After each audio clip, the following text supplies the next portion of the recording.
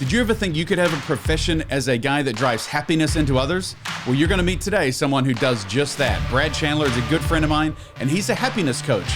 Enjoy the episode.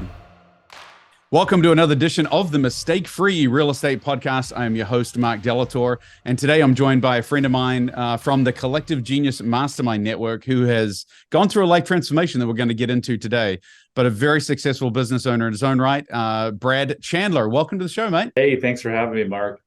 Brad, I want to dive into your where you currently sit. You have got a successful business. You're a home buyer in the DC, Baltimore area. You're drive a nice car, you own a yacht, you spend time on the beach all the time, you're in great shape. Things are looking good. Are you enjoying life? Yeah, last night my girlfriend and I actually anchored out right in front of the Kennedy Center and the Lincoln Memorial on the Potomac River and grilled up some sea bass and some salmon and just had a beautiful night on the river. That is awesome. You know, sometimes in life, we're always, there's this Facebook culture of always seeing the highlight reel of everybody's life. But I know that deep down, there are people that are facing demons. Have you always been happy, healthy, wealthy, and wise, or have you had a transformation of sorts? I went through quite a transformation these last couple of years. Not always, 3 years ago, I bought a yacht. I have been, fairly successful in real estate. Made a lot of mistakes, certainly gave back a lot of the money, but have done fine. But no, I have not always been the way I am today. These last 2 years have been the most magical 2 years of my life by like an X factor of 3, 4, 5. So let's delve in there because our audience are mostly business owners, high net worth individuals, people that are kind of looking to get into real estate and are using our firm to do that. They don't want to get into the nuts and bolts of real estate, but they enjoy meeting people in real estate, understanding how real estate investors work and think and operate. And so a lot of them have their own, they're high stress positions. I mean, business owners, entrepreneurs, CEOs, high pressured sales guys. These people have stress in their lives. Most of them married with children, I think would be a fair demographic. What was a trigger for you, Brad, to have your eyes opened to what was really going on deep down? So two and a half years ago, trying to get my son help for anxiety, I was on the Zoom call with a performance coach, and she was like, "You have a tic." And I was like, "What are you talking about?" She said, "You blink like crazy when you talk about your childhood. You may have some unresolved childhood trauma that's affecting your son's anxiety." And I'm like, "What are you talking about?" Like, okay, I blink a lot, but at this point in time, I'll try anything, right? Maybe she's right. How could my childhood trauma be affecting my son? Like, that's crazy. She's like, "Do you want to come out and work with my ex-Navy SEAL husband?" And I said, "Of course, sure. I'll do anything." And I did. And in a 3-hour session, Mark, my life completely changed. And sure enough, I've learned that kids' behavioral problems are 99.8% the parents' problem all the time. And I it's not fault because it's nobody's fault. But if your kid has behavioral problems, I tell people, go grab your spouse, grab her by the hand or him by the hand, walk into the bathroom if you wanted to see where the cause of it is, and look in the mirror, because it's always the parents or caretakers. So wow. Yeah, I went through this massive transformation and came back and was just like, wow, life is so different for me that I've got to give this gift back to other people. So what steps did you take to confront and heal from the trauma of your past? And what kind of process was that? So I've actually stopped using the word trauma when I talk about this because, trauma checks people out. They're like, well, I didn't have trauma. And so I call it childhood programming. It really is trauma. You can have little trauma and big trauma. Mm-hmm. Big trauma is, getting sexually abused, getting beaten, getting raped, whatever that is. Little T trauma could be something as benign as your little sister coming home from the hospital from being born, and you feel like your parents love her more than they love you. That could turn you into an addict in your adult. So what did I do? It's exactly what I do with my clients now. We just go back to your childhood and look for scenes, because your subconscious brain knows the exact source of your suffering. Your subconscious brain controls 95% of your daily behavior. So it knows the source of your pain, but it's all hidden. So we just go back and uncover those scenes in your life that caused you to think a certain way about yourself that's dominating your behavior as an adult. And then we just turn that around and tell a different story. That's exactly what I did. In 3 hours, just everything changed. So this seems like a person. There's two parts of this that I want to delve into. One is how you have personally grown, because it's one thing to understand it yourself, but you have gone in way deeper. I mean, you're an analytical guy. You love to know the nuts and bolts of how something really works. So I can see now that when you were resolving, you were like, oh my gosh, I could help so many people. You're a giver, you're a healer. And so talk me through that personal growth that took you from, I just had a great experience and I feel like I'm a better person, to I'm actually going to, because for those that you obviously will get to it, but you're a is life coach a fair term? I call myself a happiness coach. Mm-hmm. Happiness coach. I mean, you called me the other day and we're having a chat, and I'm like, Brad, every time I see the number ringing, I smile because I see you with a big t-shirt with a big, you love wearing your big smiley face. Oh, you got one on today. I love it. Put down what you're carrying. Put down what you're carrying. And that's what we all do. We carry these stories of untruths that dominate our lives, our relationships, our health, and we don't need to. Well, dude, and the transformation from you as an individual. I mean, you're a guy that when I first joined Collective Genius, I've probably known you now, what, 6 or 7 years. And I wouldn't say you and I didn't really bond or connect because you were running in a different crowd at a different pace than I did back in the day. And you certainly, and if you want to share the story, I mean, you are not a guy that's had just the straight line to success. I mean, you had a foot on the accelerator pedal in most aspects of your life. Is that fair? Yeah. I mean, I smoked weed every single, I mean, it's a Collective Genius at 4 o'clock, 5 o'clock, I was hitting the vape pen. And then the drinks would start, and I didn't ever have, thankfully, I never had an issue with either of them, but I certainly used them too much. And it was a way to make me feel more comfortable about myself. So the smiley face t-shirt got you sidetracked a little bit, but your question earlier was, what was it about this profound shift, right? I came home from that weekend in Park City and I was so different. Like I stopped drinking. I stopped smoking weed. I got out of a relationship that I knew I had gotten in as a trauma bond. And like my old Brad, trying to find a woman from the outside that would validate me. So many of us do that. We search our whole lives for things, houses, money, cars, boats, women, we think are going to make us happy, when everything you ever need to be happy, you have right now within inside yourself. So yeah, I hear this all the time. Like, who is this guy? You look wholly different. You speak different. Your skin looks different. Like, I am completely different because I went and did the work and turned around those untrue stories. So now as I work with entrepreneurs, it's really interesting. Most entrepreneurs are like, when I can make the 10 million or the million or whatever your goal is, I'm going to be happy and fulfilled. And for my whole life, that's what I thought I was going to do.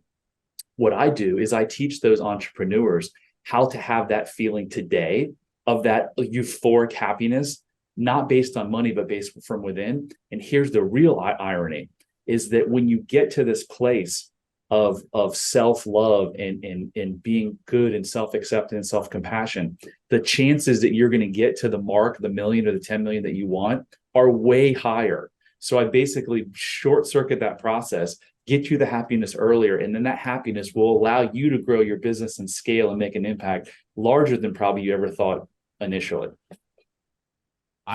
Dude, even like if those are listening, through an Audible, I get it. But I pray you are actually watching this on YouTube, because your smile is infectious, Brad. You make me smile just looking at you now. You're a changed man.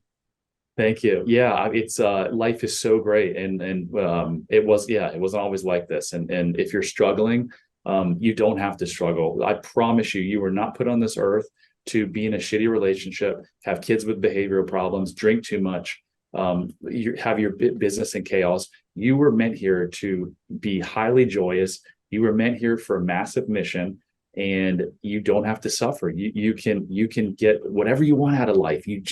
Every single problem you have comes down to one thing and one thing only, and it's a thinking problem. And the thinking is flawed because as a child, you went through some stressful situation where your brain said, I've got to give myself why is this happening? And usually it's bad things happen to bad people. So most kids are like, I am bad. My dad, in my case, my dad's hitting me with a belt. I must be bad. Think about this. If you think you're bad, then there's a way out. If I can just be better, then I won't get hit. I won't be happy. And what happens, that I am bad gets buried in your subconscious mind. And at 47 years old, it's still telling you you're bad. So that's why you buy a 42-foot boat when you don't know anything about boating and you tell yourself you're going to take it to the Bahamas. That was me. I didn't wake up and say, oh, if I can buy this boat and go to the Bahamas, I'll feel better. My subconscious brain drove me to make that decision. And it was really a silly decision because I couldn't even read a chart. And I made it to the Florida Keys. We had a couple hairy situations, but your subconscious mind driving all of your behavior. And for most of you, you don't even know it. You know, confidence plays a vital role in achieving success in business, Brad. But I wonder if it can be a double-edged sword. Do you see any correlation between like exuberance and confidence in business and self-destruction? Oh, absolutely. I'm a perfect example of it. If we would have been on this podcast 3 years ago and you said, Brad, do you have self-love? Yeah, of course I do. Do you have high self-esteem? Of course I do. Do you care what other people think? No. It was all a lie. I put out this outward confidence, but inside I had that voice saying, you're not enough. So if I made a couple $1 million, I self-sabotaged, I gave it all back. So, you know, there's a lot of people that act so boastful and confident, but really they're a little hurt 6-year-old boy inside that's saying, I'm not good enough. I got to put on this mask to just like I did for like I'm this really smart, you know, business guy when inside I was just a hurt little 6-year-old kid. So as a happiness coach now, you've likely encountered various challenges that people face in their pursuit of happiness. Can you share a particular memorable success story from a client who's kind of gone through and transformed their life through your coaching? I mean, I'll give you my most recent one because it just happened. And I'm sharing this because he's put this publicly out on a video, and so has his dad. So someone from our mastermind came to me and said, my son has social anxiety. This was literally 6 weeks ago. In 5 weeks, this he's in his 20s, is like, you've completely changed my life. I am going out. I'm going to concerts. I'm skating around the neighborhood. I am going to Publix. I went to Toastmasters, he told me the other night. He got on a Zoom call, on a group coaching call with 5 people and told why he figured out through the hypnosis process that he had social anxiety in the first place. So this guy, he was like, look, everyone wanted me to go to doctors. They wanted me to take, you know, drugs and pills. He's like, I was never going to do that. He was just like, I just didn't know there was a better way until I found you. So I could go on and on and on with success stories, but that's my most recent one. It's really, really interesting. Powerful. You mentioned hypnosis, and a lot of people can roll their eyes when they hear that. Can you, for those that have not done it or not experienced it, and I'm certainly in that category, explain what it is, like kind of peel back the layers and show really at the heart of it, what is hypnosis? Because I'm sure it's not as scary as people think it is. And then secondarily, what is the power of this technique? Yeah. So there are so many misconceptions about hypnosis. Here's the interesting thing. Every day you put yourself in hypnosis. When you're driving to work, you're not thinking about put the turn signal on, turn the steering wheel. That's hypnosis. If you've watched the Tiger Woods documentary, people used to say, dude, that guy's in a zone. Do you know why he was in a zone? His dad was friends with a psychologist who taught himself self-hypnosis. So when he was dominating the tour, I mean, dominating it like probably no other professional athletes that ever dominated a sport. Yeah. He's in a self-hypnosis state. So the misconception is people want to go to like stage hypnosis and you're like knocked out or you're chasing an animal around the stage. That's not what it is. What it is, it's like meditation almost. It's a deep state of relaxation where you block out all the noise from your conscious mind and you are focused just on your subconscious mind. And why is it so important? Because 95% of your behavior on a daily basis is driven by your subconscious mind. You get up, you go to a job you don't like, you come home, you fight with the wife, you kick the dog, you drink 3 or 4 glasses of wine. You don't know why you're doing it. But if I had 5 or 10 or 20 minutes with you, I could tell you why you were doing it. It's because of thoughts that are buried in your subconscious mind. That's a reason for addiction, obesity, shitty marriages, like on and on and on.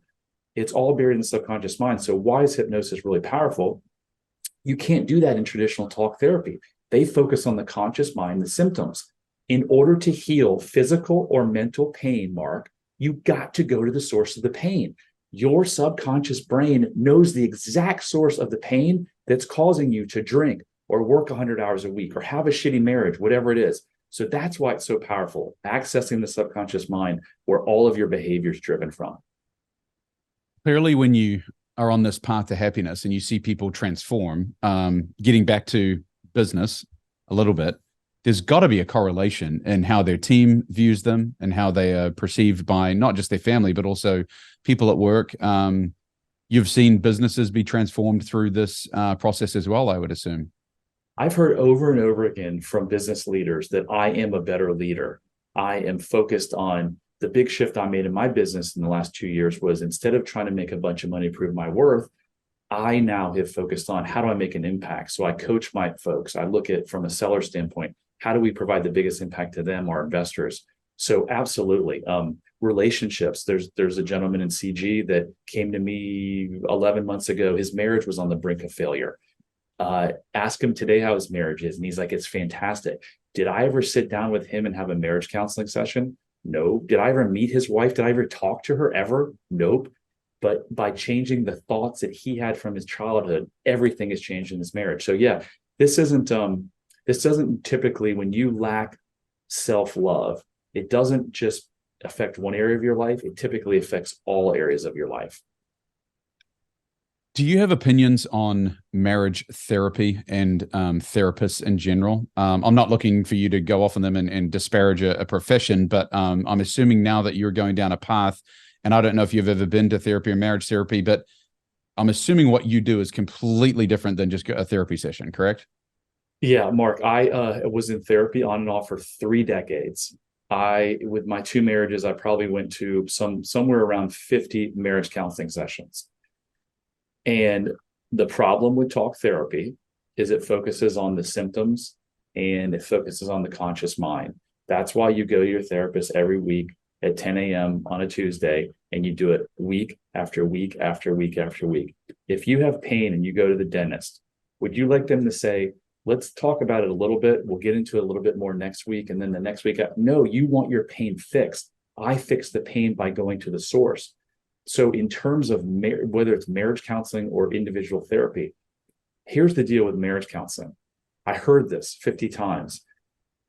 Hold her hand more, be more affectionate, repeat back what she said, go on more date nights, do little things for her, leave cards for her. All of that shit doesn't work when you've got 2 people fighting for their worthiness. Mm-hmm. And if you feel unworthy, you're never going to go match with someone who feels worthy. So if you lack self-love, it's hardly ever going to be the case where you match with someone who has extreme self-love. Here's the biggest takeaway from this. The problem in relationships is never the actual relationship.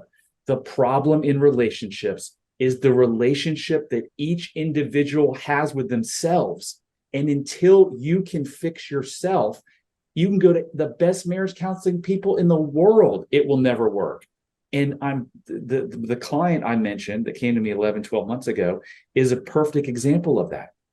He changed his marriage by changing himself. Dude, I love that. That's powerful.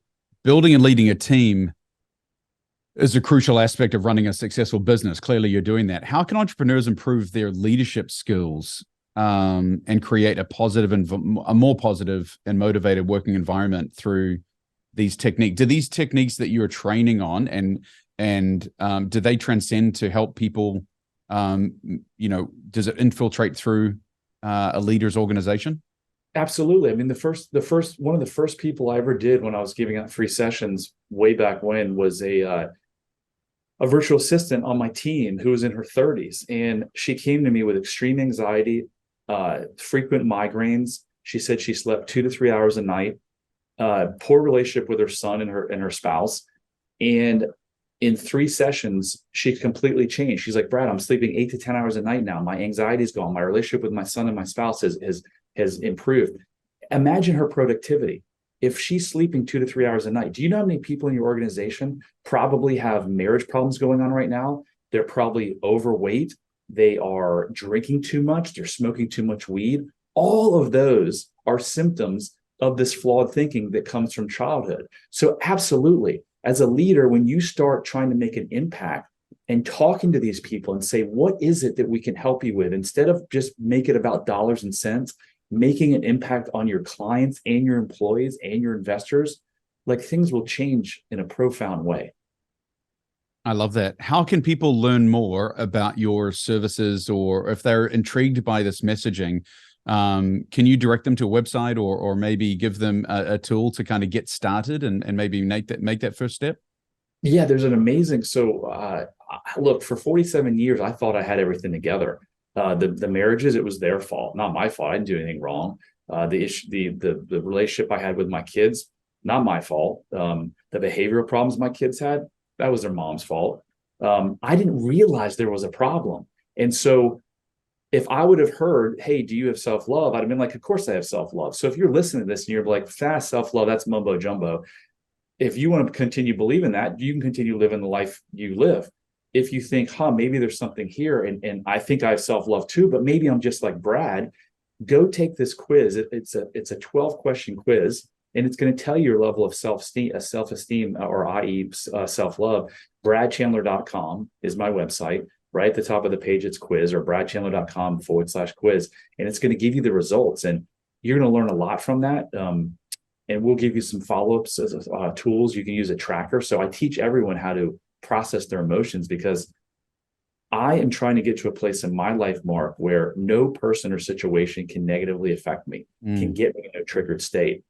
And I took this from the person who took me through my transformation 2.5 years ago. I heard him say it at dinner the night before the work that he did with me.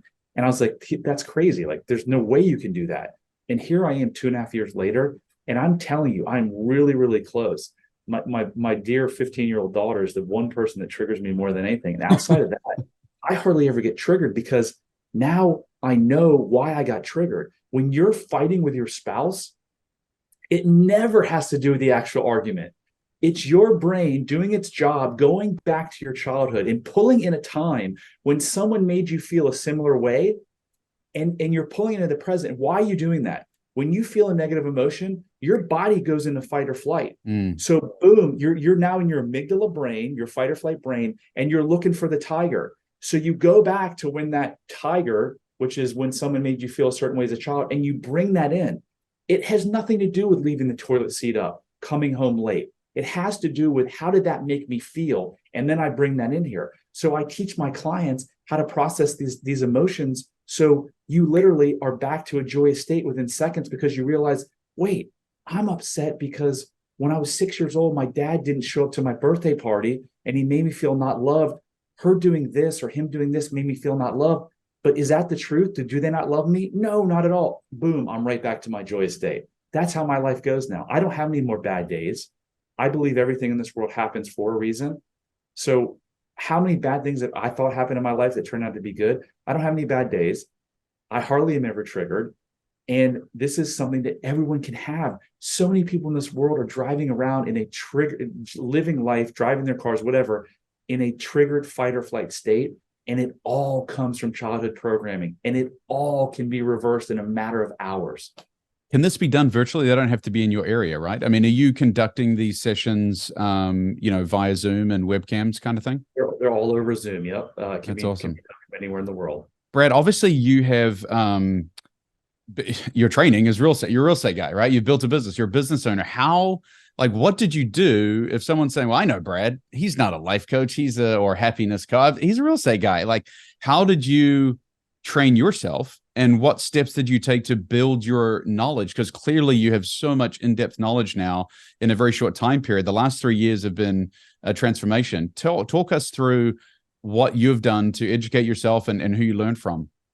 It's all I do. I have such a passion and purpose. And I know if you're sitting there, by the way, and you're in real estate or you're in any profession, you're like, I don't really know why I was put here.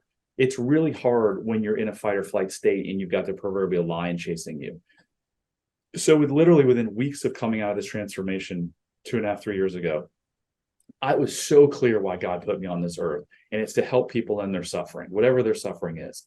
So I'm like, this is it. Like, I have found my calling. And so I studied under the guy that brought me through my transformation. He's done hundreds of people. I actually flew out and watched him take other people through it. I then studied under a gentleman called Dr. Gabor Mate. He's very well known. He's got a lot of books out. He is a physician who's been doing this work for 40 years, and he specializes in trauma and addiction. And then I went and studied under a lady named Marissa Peer, who I think in 2005 was the #1 therapist in all of the UK. She's been doing this for like 35 years. And she has this amazing technique called rapid transformational therapy. And it's a combination of CBT, which is cognitive behavioral therapy, NLP, which is neurolinguistic programming, and hypnosis. And those three things combined are really, really powerful. So in addition to that, Mark, I mean, I have watched countless documentaries. I think I've read close to 55 books on the subject in the last 2.5 years. I literally can't get enough of this stuff. I'm going to go to the beach in 10 days, Hilton Head for a week. I'll probably be reading 3, 4, 5 hours a day on the beach because I just love it so much. It fascinates me.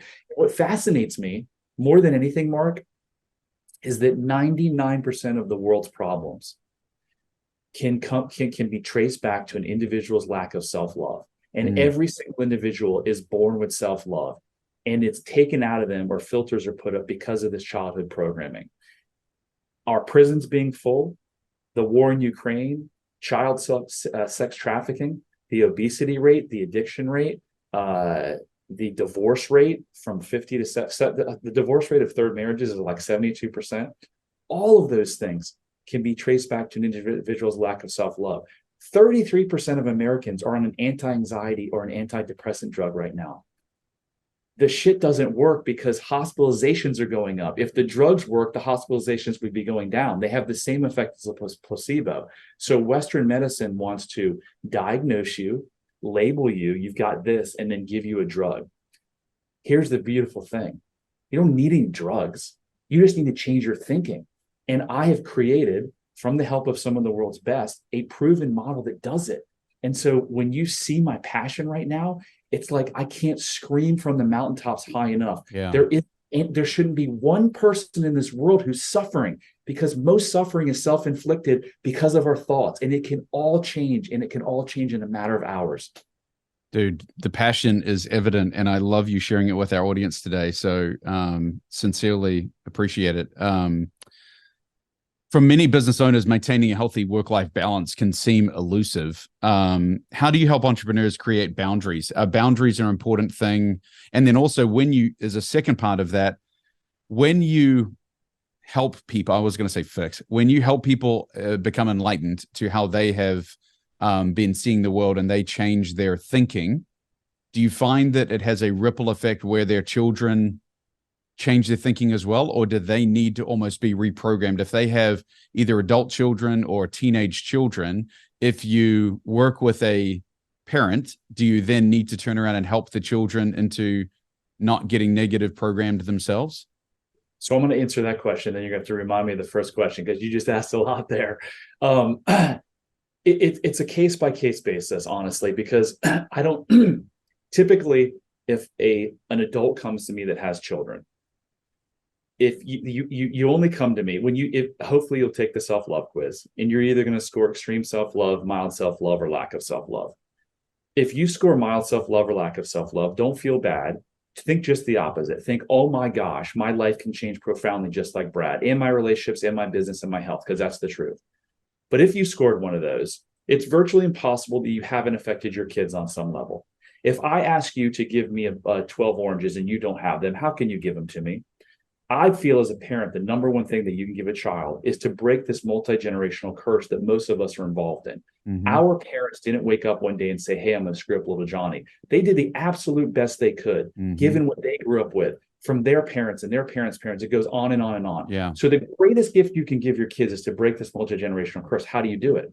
You do it by teaching them how to love themselves unconditionally. How can a parent teach a kid how to love themselves unconditionally if the parent doesn't do it?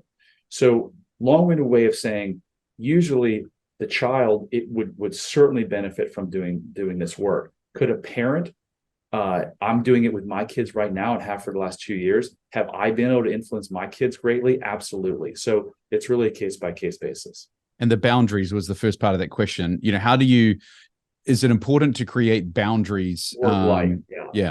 Yeah. So I've dealt with several people who are entrepreneurs who their addiction is work. Both have a lot of money. Both really don't need to even work that much more, but they're working. And why is that? Any addict in the world, there's never been an addict that's walked the planet that felt enough. So when you don't feel enough, you need more drinks, you need more work, you need more money, you need more shopping, you need more sex, you need more gambling, whatever it is, more. So what I often find is that people are working really, really, really hard, and it messes up their relationships with their kids and their spouses, because they don't even know it. Again, these people don't even know it. Once they went through my coaching program, they understood it, but they didn't even know, why am I working so hard when I've got all this money? It's because it doesn't matter how much money you have. If you don't feel enough, no amount of money is going to solve it. So by doing this work, you're able to sit back and be like, whoa, I'm going to reset my priorities, because either I don't need to work as much, or I don't need to work at all, or I'm going to go do something completely different because I never want to do this work in the first place. It was only to make money, which is my situation.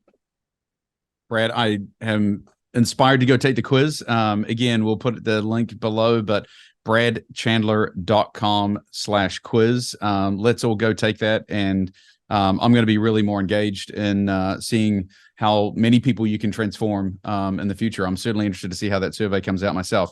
Brad, after every podcast, and I appreciate you giving so much, I want to have one final ask of you.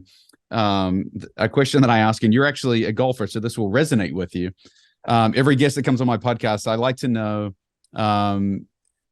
I tell them the story that, golf for me is a way for me to escape. I really enjoy, obviously, getting out in nature, enjoying the quiet surrounds, but also it's 3 or 4 hours being around other people. You can learn a lot about someone in that 4 hours of time. So it's a great way for me to get connection and build love, if you will, and happiness, and spread that throughout other people.